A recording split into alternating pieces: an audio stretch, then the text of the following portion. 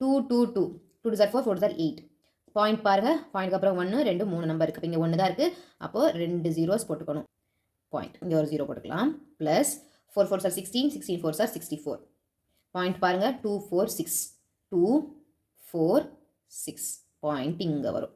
Okay divided by 4 4 sir 16 16 4 sir 64 point 1 2 3 1 2 3 okay 8 8 sir 64 64 into 8 is 512 512 point 2 4 6 வேணும் 2 4 6 point இங்கே வச்சாச்சு.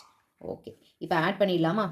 cube root of 0.008064 divided by 0.064512. இப்போ என்ன பண்ணலாம்? நம்ம வந்து மல்டிப்ளை அண்ட் டிவைட் பண்ணி பாயிண்டை ரிமூவ் பண்ணிடலாம். டினாமினேட்டரில் பாயிண்ட்டுக்கு அப்புறம் எவ்வளோ நம்பர்ஸ் பாருங்கள் 1 2 3 4 5 6. இப்போ என்ன பண்ணணும்? Into 6 into 6